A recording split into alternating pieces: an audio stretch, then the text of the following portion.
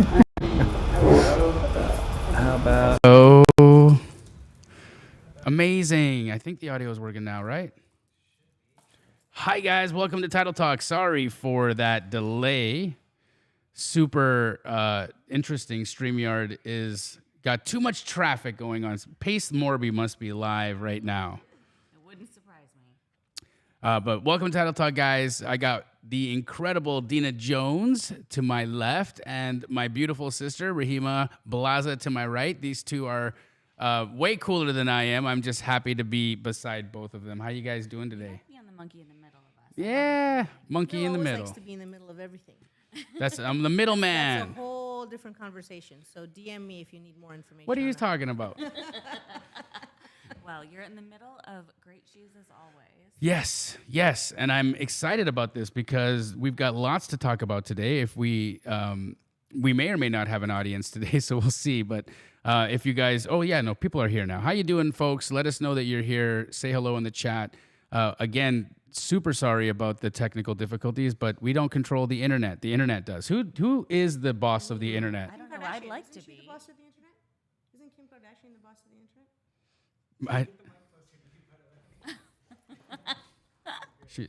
Is Kim Kardashian the boss of the internet? I'm pretty sure Kim Kardashian is the boss of the internet. It's surprising if she could crash it for sure. She definitely can crash it. Yeah, so if you can crash it, then you're the boss. Touche. Oh, you're always like 5 steps ahead. I love it, girl. So lots have been going on in the real estate market. We're going to go over some data to tell you guys what we're seeing. Also, from what I understand, South Carolina is like either has just recently completed their complete ban on wholesale. Oh boy, another one of those. Yep. So that's one of the markets. It's actually the only market right now that is completely banning wholesale. So it means that every house has to actually go on the MLS in order to be sold. No, what it means is they will not let you. So here's how they're banning it. You can't sell equitable interest. Okay. And you can't market equitable interest prior to close.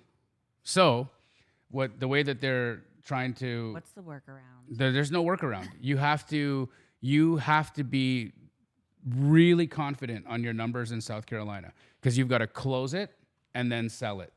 So you can market your property once you've taken title to it, but you cannot market it prior to taking title. Oh.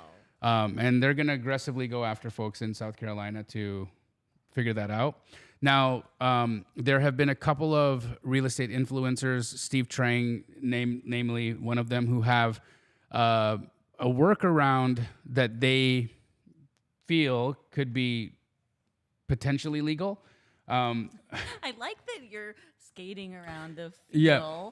and potentially. Well, so it's an interesting concept, right? And oddly enough, Pace and I had Steve Trang on Wholesale Hotline about 6 months ago, and it didn't go too well, the episode, because we pretty much gave it to Steve on that episode. And Steve is a great friend. You know, none of us, we all love Steve very much. But essentially what ended up happening is they've got a way of transferring title. So what they do is they'll say, okay, transfer title in my name, and I'm going to give you $500. And so then the rest is owed at a later time, but now you legally own title. And you legally own title And sellers immediately. Are okay with that? Well, In what position? You're it's not in any position. You're the title holder. Wow. They would be giving you title for $500 with an agreement that's an addendum that you'll pay the rest at a certain date. Interesting. And so it's an installment sale. They do it. They call it an installment sale. So you give me $1,000 or $500 right now. I take title. Now I can market the contract or market the property, wholesale it, and then we transfer it. I give you the money once that sale is recorded. Okay. Here's the issues with it. I think that one of the mechanisms of wholesale that makes it really work and why people love doing it is because you really get to mitigate risk. Because look, if I unable to sell my contract and the house needs a tremendous amount more work than we had originally anticipated, I can get out of my deal and I can cancel. But how do you unravel when you've transferred title, right? Because Steve's argument was, well, just transfer title back. Yeah, but now you've got a transfer title to you and then a transfer title back, which in my opinion is going to create a dirty title because you're not doing it with title insurance. You're doing this with quitclaim deeds.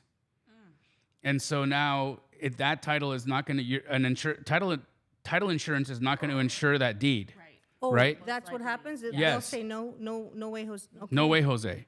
Wow. And so I'm of the opinion that that's not the strategy. I don't believe that should be the way that you should do it because you're putting that homeowner in major jeopardy.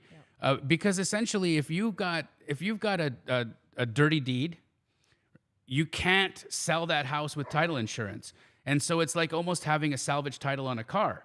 Right? Your property is worth less because people are looking at it saying, well, I don't know if I'm going to have this, some lien pop up at some point or some crazy thing happen later on. So I think that you're putting homeowners in a really bad spot by having them transfer title to you and then do what you want to do for the wholesale transaction. And then if it doesn't work out, transfer title back. It just seems like there's got to be a safer way to do that. There's not. You close it. The safest way to do it is get your numbers right, understand what you're buying, and be a big boy or a big girl. And if you can't sell that property after you've closed it, it's yours. So your margins have to be solid. You've got to know what you're buying. You have to understand what you're buying. You've got to know specifically that this is going to be a deal for me. If I can't sell this property after the fact, I'm going to be okay with moving in, or I'm going to rent it, or I'm going to fix and flip it, or whatever that looks like. That has to be an option for you. So you've got to have cash available. You've got to know your numbers really well. But I think for very sophisticated investors, South Carolina is going to become a honey hole. Because if I know what I'm doing, so if I went and spent 2 weeks in South Carolina, I would know the neighborhoods, I would know the real estate agents, I'd know the players, I'd know all of the bits and pieces that I'd need to effectively do the business, and there'd be no competition. There would be so few people out there. We're going to South Carolina. I mean, I would, for somebody that has liquid capital, that understands value, that understands how to comp, that knows real estate and understands like the mechanics of that, and you can take a risk. I think South Carolina is going to be one of those markets that is going to be like Chicago right now, for instance. You can't do multiple assignments in Chicago. Okay. And so if you are a wholesaler in Chicago right now, you're swimming in a blue ocean. You literally are like, I have nobody here. I'm the only one working here. Like, it's very, very, very, very easy. Very lucrative. Very lucrative. But you've got to know what you're doing. And in Chicago, look at this. This is what's so funny about the wholesale world is that in Chicago, all you need to do is use transactional funding. Right. That's all you have to do. Or double close, right? Or double, but it's harder to do out there because their title companies won't do them as prevalently. But transactional funding costs you 1 point. You can still cancel a deal. You can still do all the things. You just can't assign more than one property a year. Or you get a real estate license. But that's the level of lazy I'm talking about, right? Because we're not, because instead of not just going and getting a real estate license, they're saying, no, just not gonna mess with the market altogether, right? Okay. Now, that's not the same as South Carolina. In South Carolina, you even as a real estate agent, you can't market Okay. equitable interest. Okay. So South Carolina has like the most draconian rules with respect to, and it's done by the real estate agent lobby. I was gonna ask, like, what is the purpose and what is the reason? Realtors. There's gotta be a reason. Realtors. It says we're frozen. Yeah, it says we're. It looks like. Looks like we're frozen too. Bobby, we need you.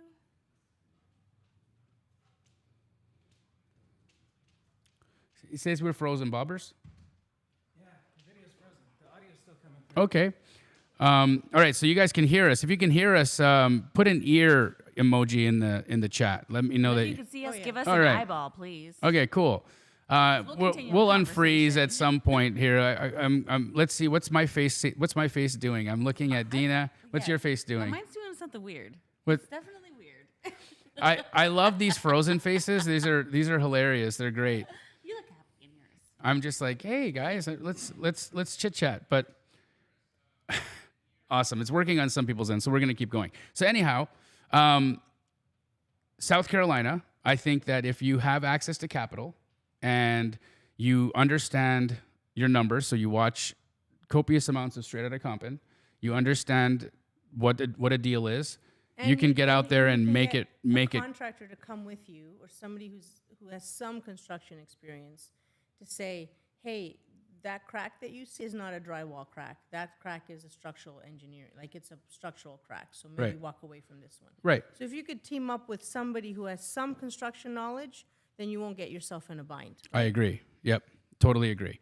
So there's obvious opportunities there. And I think for the wholesale world as a whole, we have to start reframing regulation and reframing these different rules that are coming in statewide or across the country as opportunities. Because anytime that something gets a little bit harder, all that does is it filters out the people who are just not willing to do the extra work. They're just unwilling to do a little bit more, right?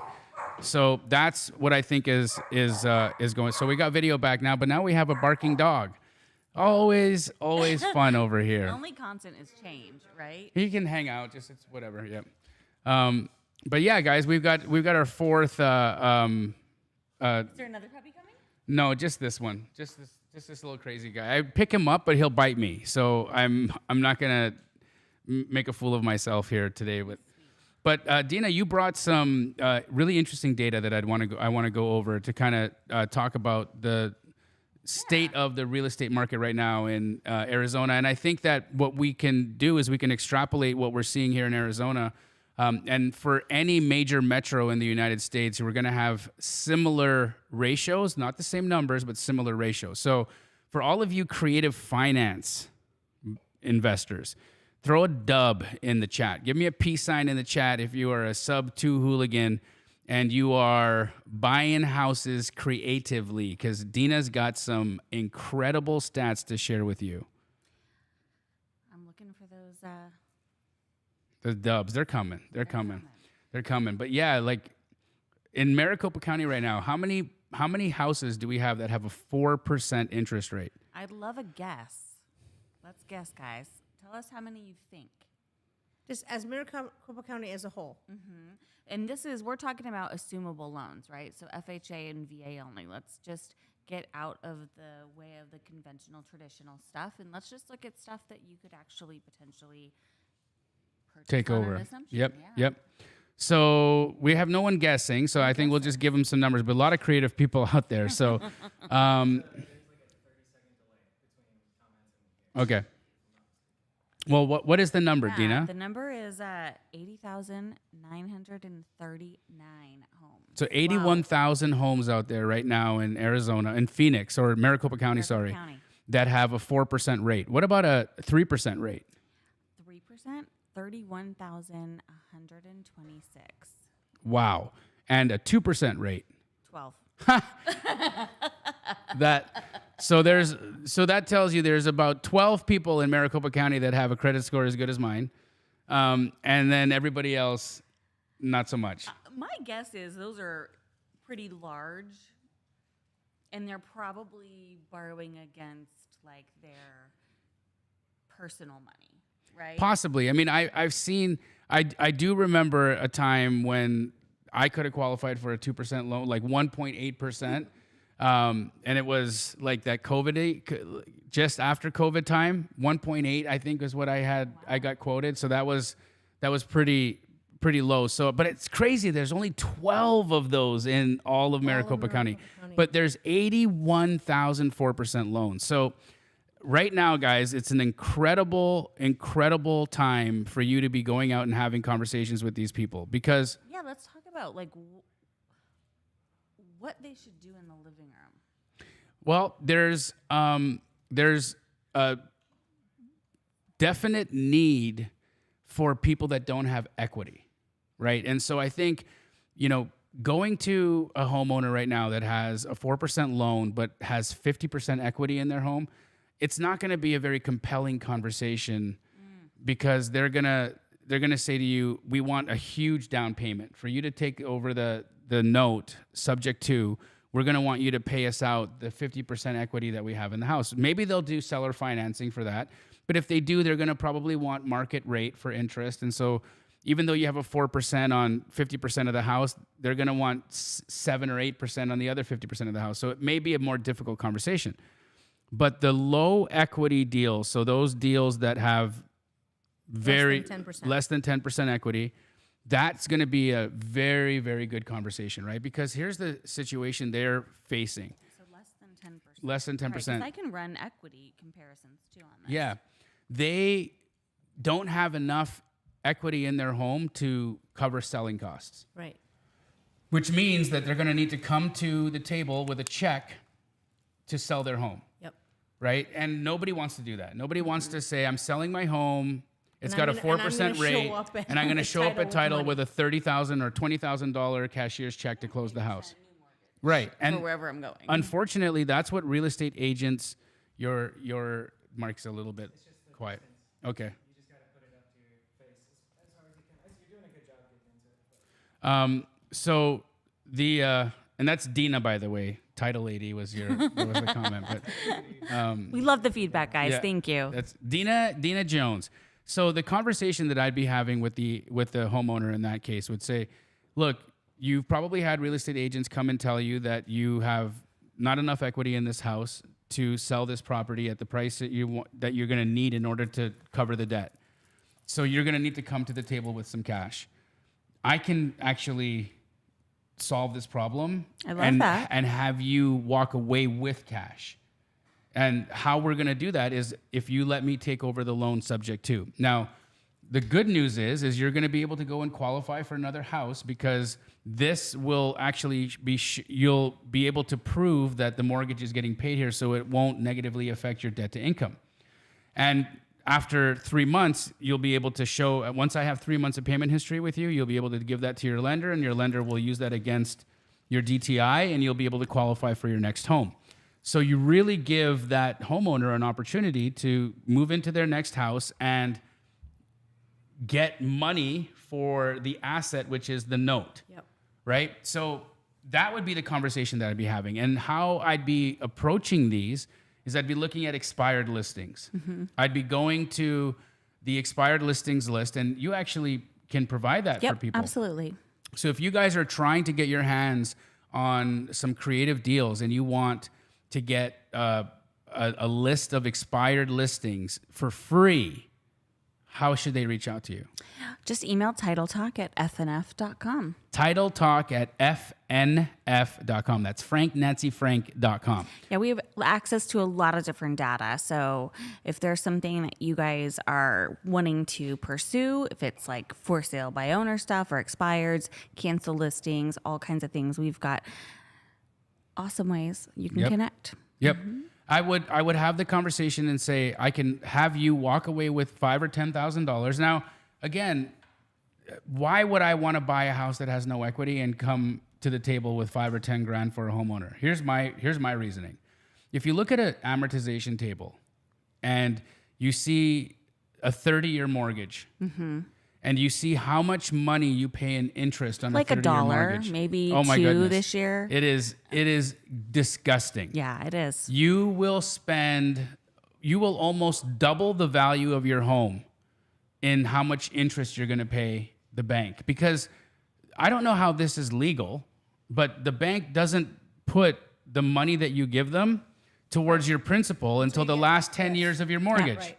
So essentially the first 20 years of your mortgage is practically interest only. And that's on a 30-year fixed, right? So That's on a 30-year fixed. Yeah.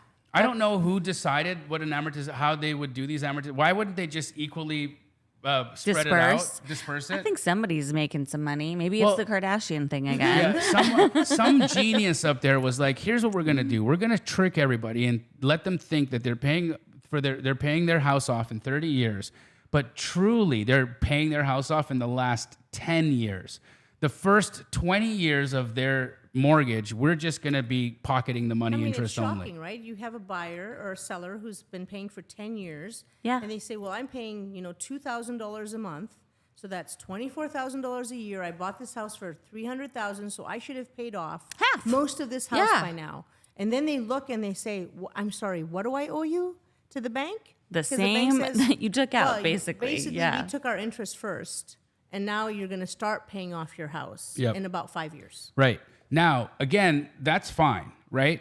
But if you compare a 4% mortgage with a 7% mortgage or 8% mortgage, which is what is out in the market right now, Yep.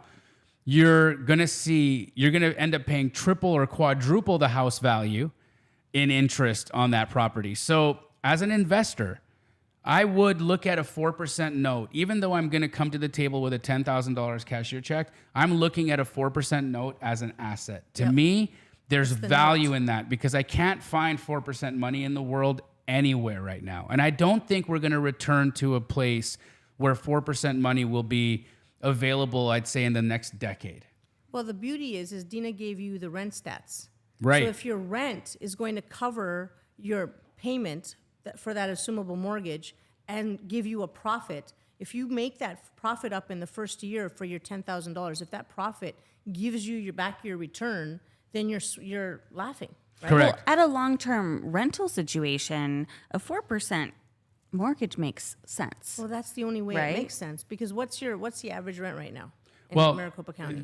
this is the interesting thing, right? So we're looking at where rents are, and funny enough, there's something really interesting happened. That if you can see the rent in January of 2016 for a single family residence in Maricopa County 8 years ago. 8 years ago Before was, the Covies. before COVID was $2,148 a Okay, month. Okay?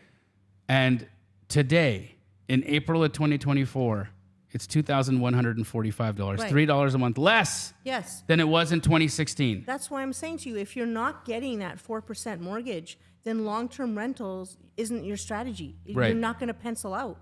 So you need that 4% mortgage in order to have a long-term play Yep. on a house. So I want to the reason why I brought that up is because there's a fallacy out there that rents continuously rise, that we don't have, or that rents don't plateau, or that rents don't go down. That's actually not true. If you look at rents in 2016, it was $2,148, and it dropped all the way down in 2022 to $1,500 a month. So rents do go down, guys. Rents do go down. Don't believe the hype that rents don't go down. I've heard influencer after influencer say that. It's not true. Rents go down. They've gone down historically, and they've gone down a lot historically. And our rent right now in Maricopa County is $3 a month less than it was in January of 2016. And 2016 was a pretty, safe It was a flush year. year. It was a flush year. Everybody was feeling good in 2016. It was Yeah. 4 years before COVID. Things were going. It was Yeah, a we good just had, market. we just were out put of in the short a sale Republican president. Yep. Like Right. the economy was roaring at that Right, time. right. Wall Street was elated. There was so much going on. People were excited about what was going to happen with the U.S. economy because we had a businessman that was going to get into the White House. Yes. So there was a lot going on, and that was positive for the economy. And now we don't really have that sentiment in the United States right now. I've talked to so many card-carrying Democrats. Like, I'm talking legit Democrats. Like, they register Democrat. They might even have an Obama sticker on one of their cars, right? And I've asked them, "How are you voting? What do you think's gonna like? Yeah, what do you good want to do?" question. And they're voting Trump. Wow. They are switching their entire, because of what has happened to this economy in the last 4 years.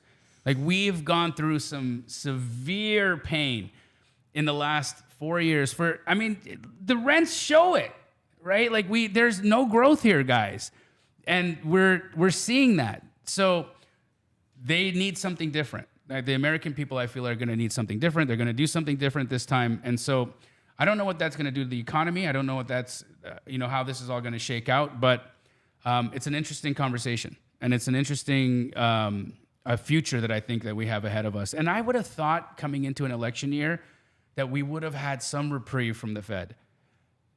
I think that's the problem, is it's an election year. So nobody wants to make any sudden changes or any sudden movements because they don't want to say, well, you influence the Fed to lower the rate so that you would get more votes. But traditionally, isn't that usually what happens? It is. Traditionally, that's exactly what happens. But the Fed is supposed to be separate from the government, right? It's not a government entity. And this particular chairman of the Fed was usually appointed by our previous president. Yeah. So the whole thing is kind of like, a little bit cuckoo paka. Like, I don't know what to tell you. It's crazy.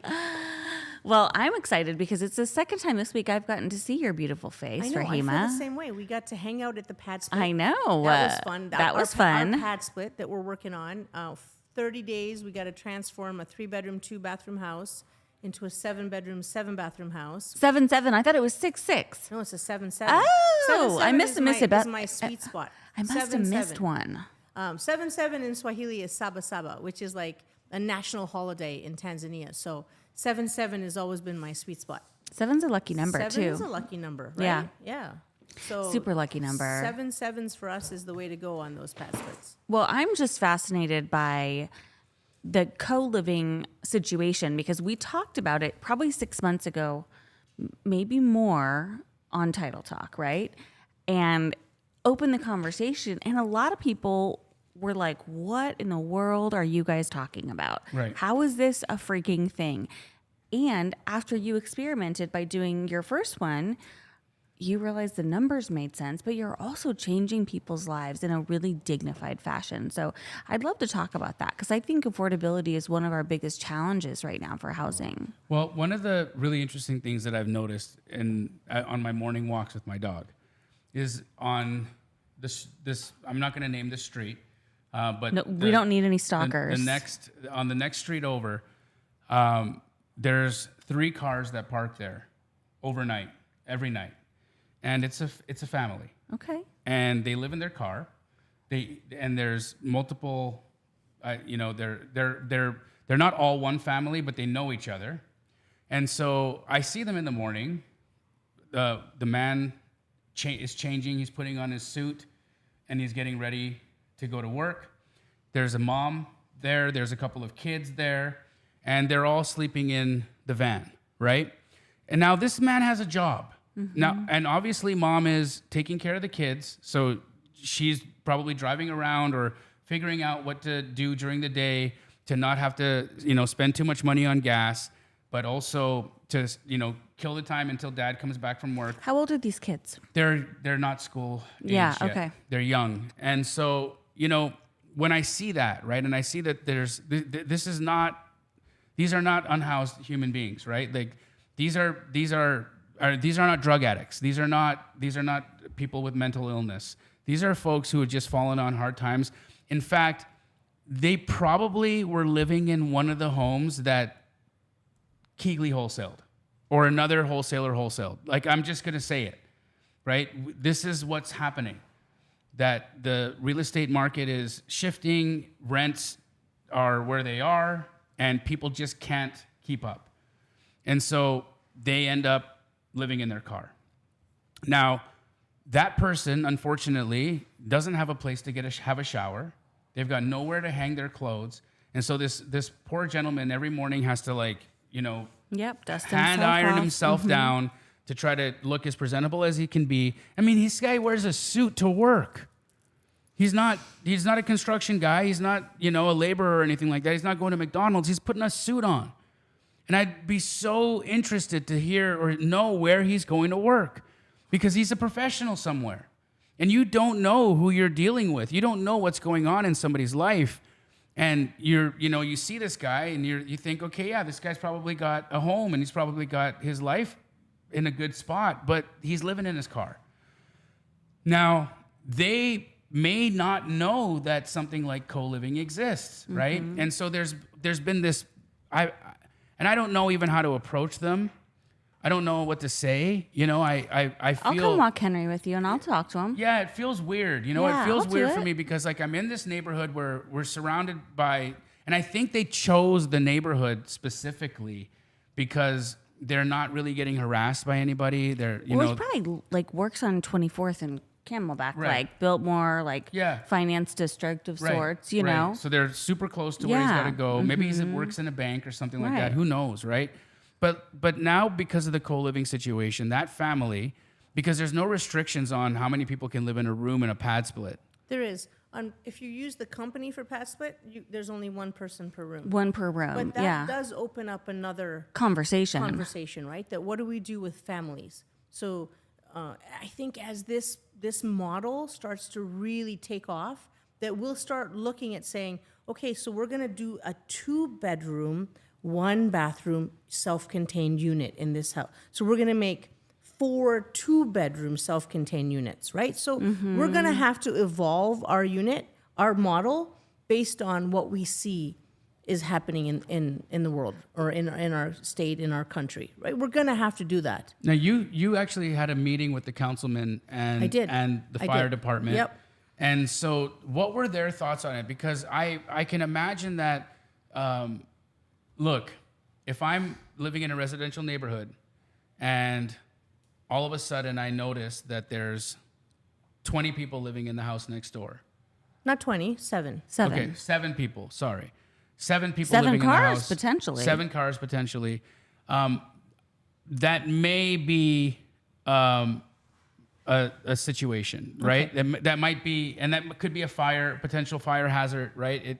I don't know about building code, or I don't know about occupancy, and how that gets affected there. But what are they saying? What are the councilmen saying? What did the fire department say? So, interestingly enough, nobody had any of those issues to talk about.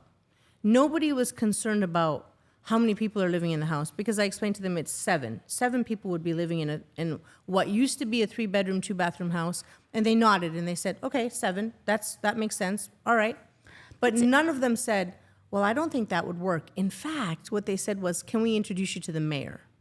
Because this is a really big, because if you've seen 1 or 2 or 3 cars on your morning walk, imagine how many cars like that are parked. When I went to the gym early in the morning at 6 a.m., there was a line outside my gym of people sleeping in their car, waiting for the gym so that they could go in, And shower. have a shower, because they have a gym membership, right? A gym membership is, in a gym like me, is $25 a month. Yeah.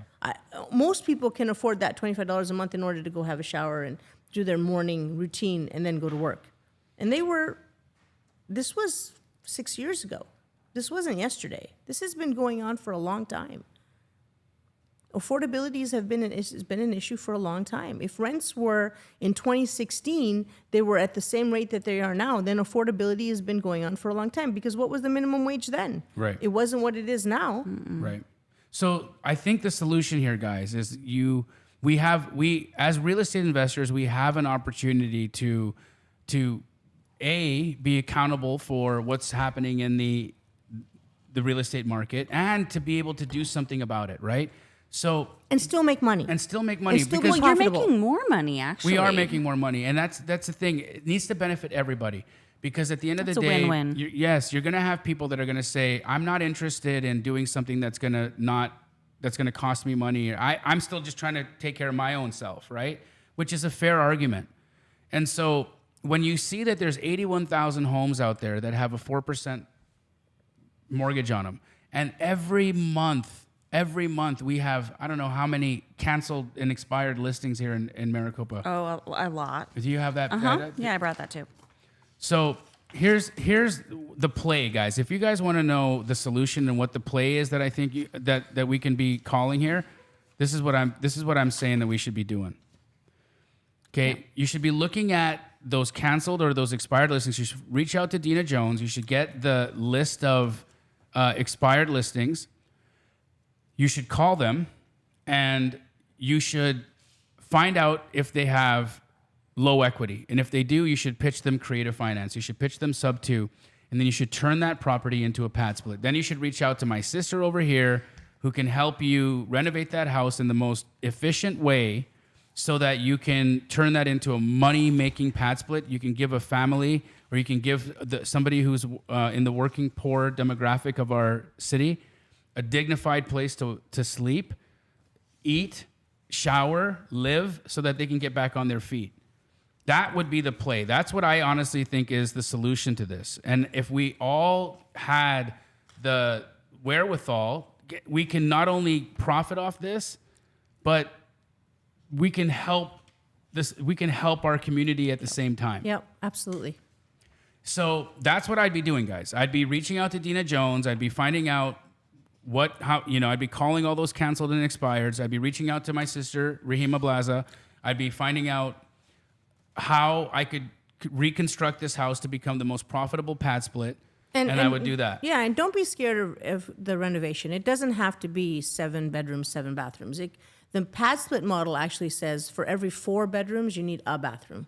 So if you had an 8 or 6 bedroom, you really only need 2 bathrooms. So it's not going to be a huge renovation expense in the beginning. Yeah, so the thought process behind the reason why we put a bathroom in every bedroom is because we want our pad split to be the most desirable pad split. Also, it really helps reduce turnover.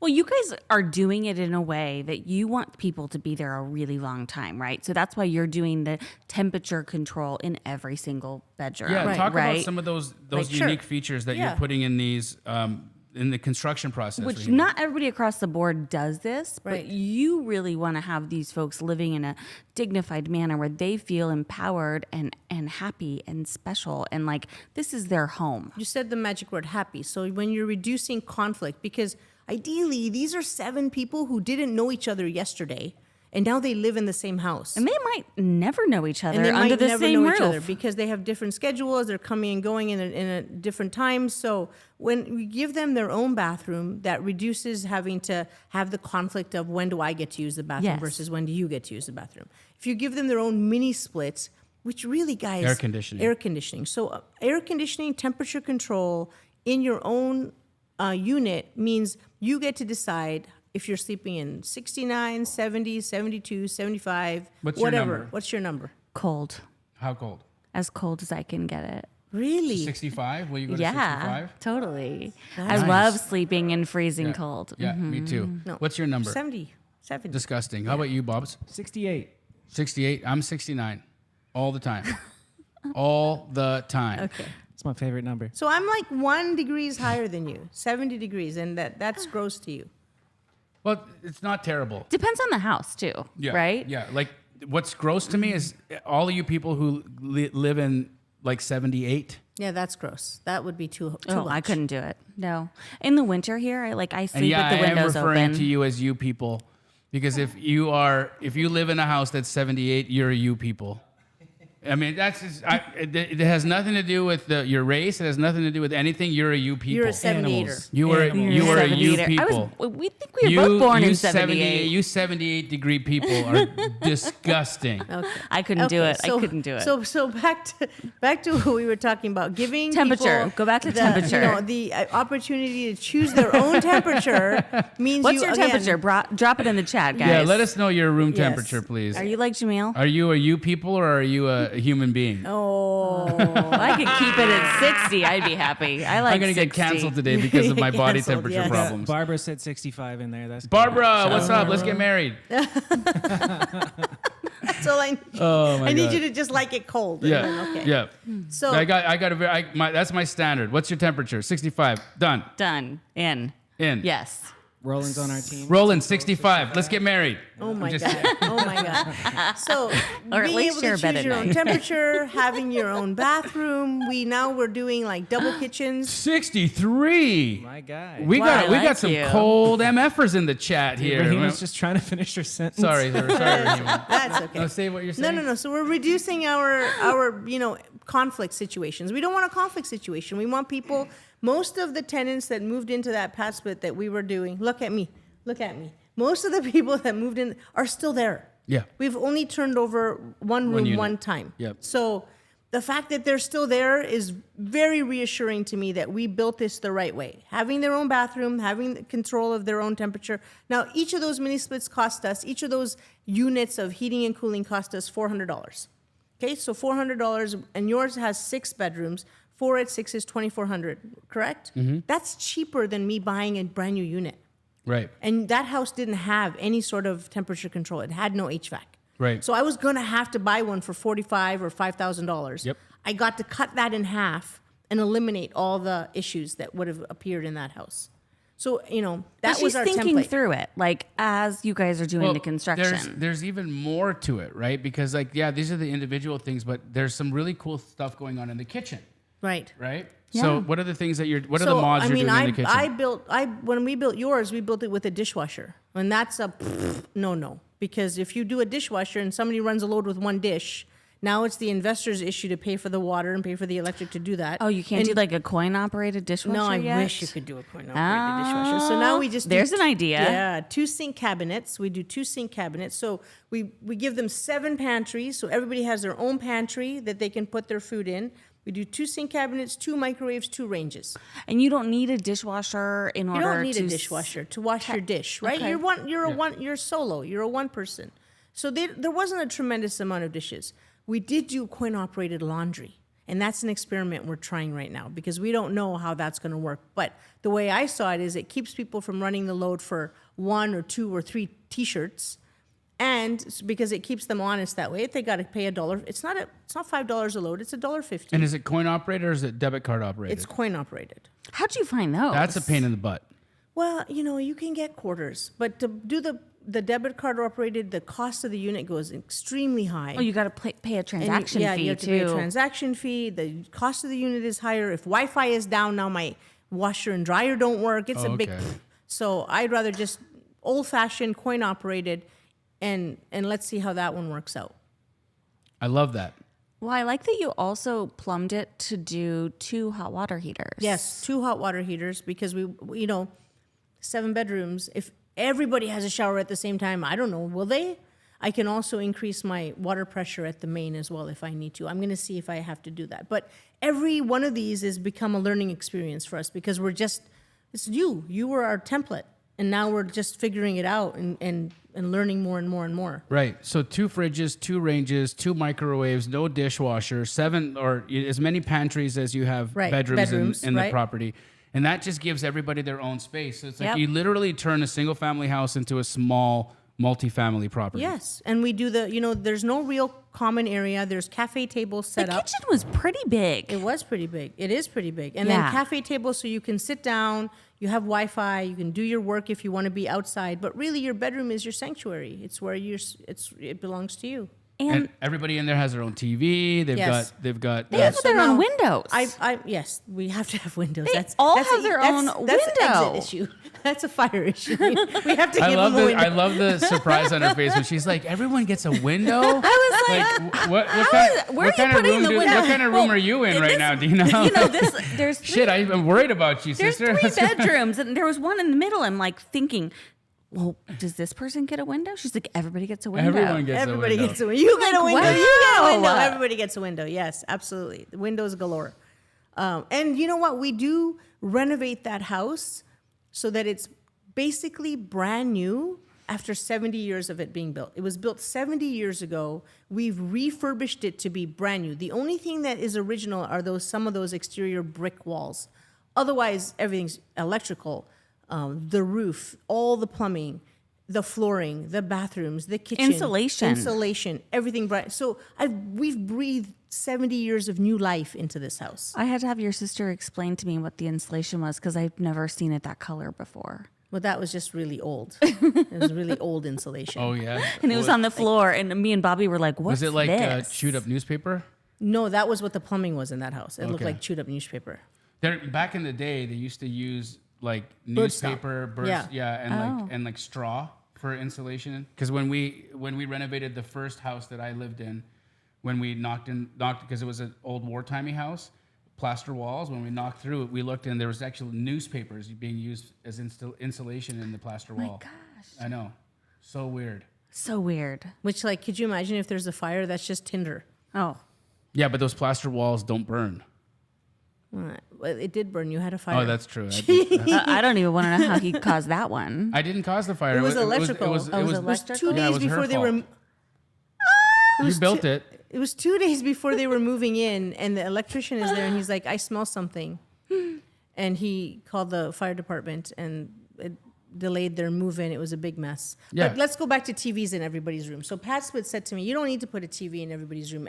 Most people have devices, but I'm not sure that most people have devices. So the $99 expense to put a TV in little someone's Roku room, TV in there? little Yeah, it's great. and the Wi-Fi is taken care of. So you have a place to go and Netflix and chill or whatever it is that kids do nowadays. You know, they're in there and they're comfortable. What do the kids do these days, Bobby?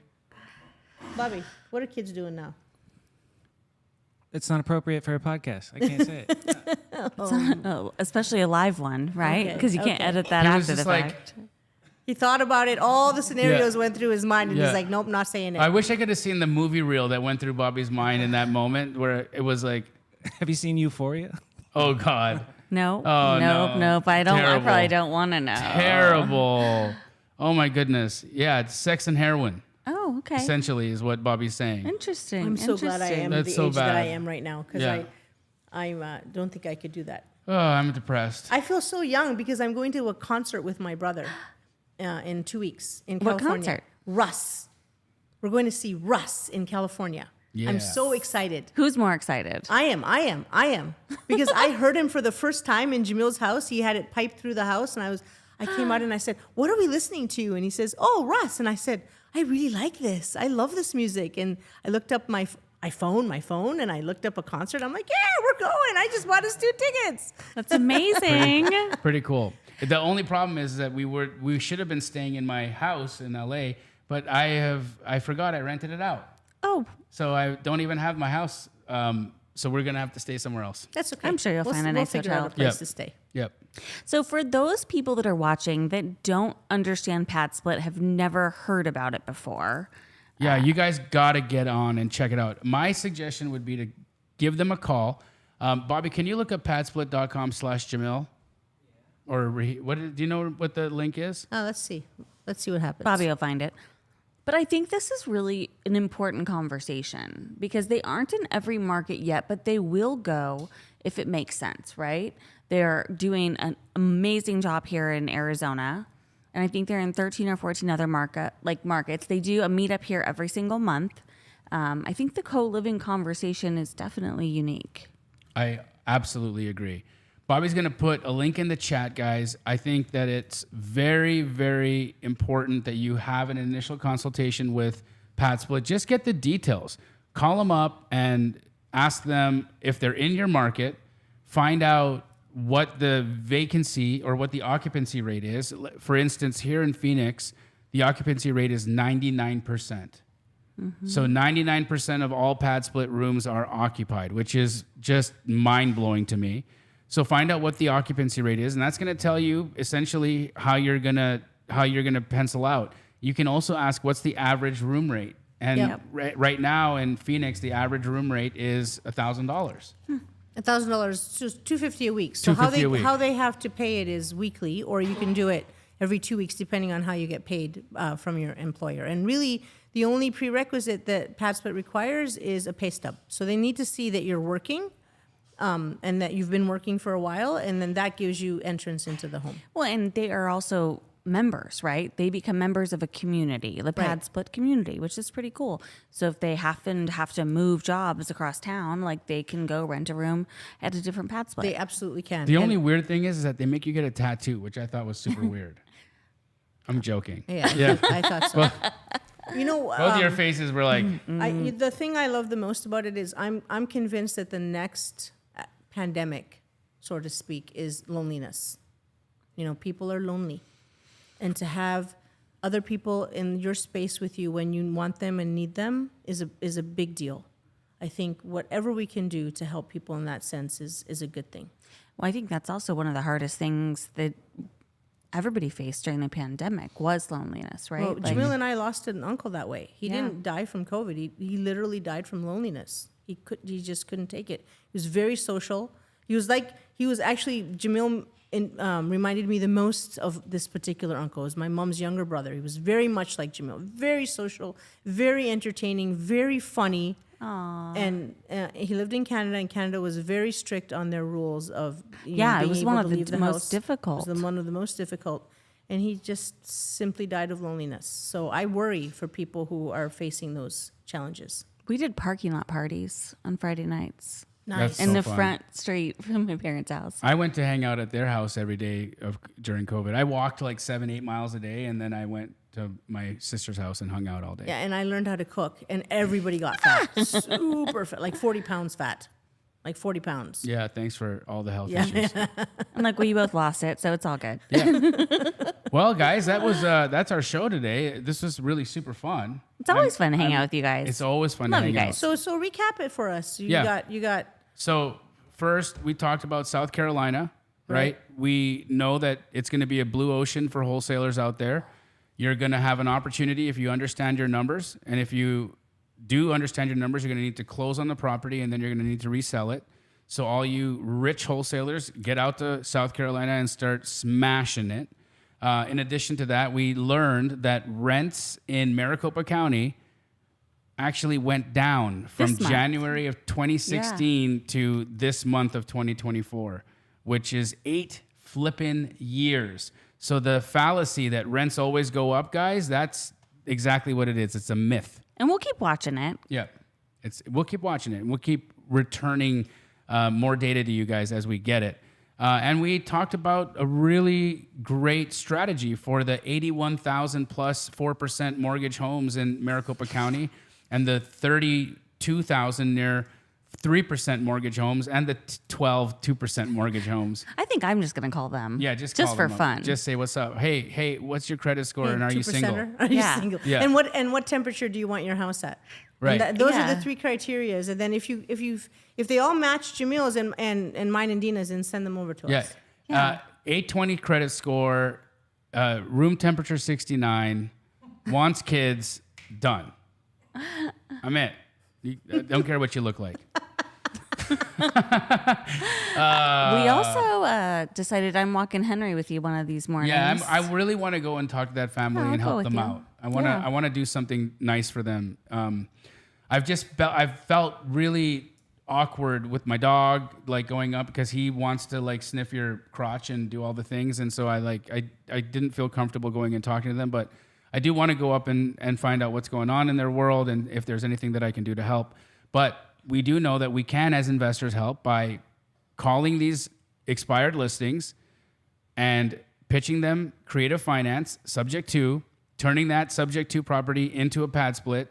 So reach out to Dena at titletalk@fnf.com for an expired listing list. Reach out to Rahima Blaza for construction tips, or if you want to do a pad split here in Arizona, she's got you.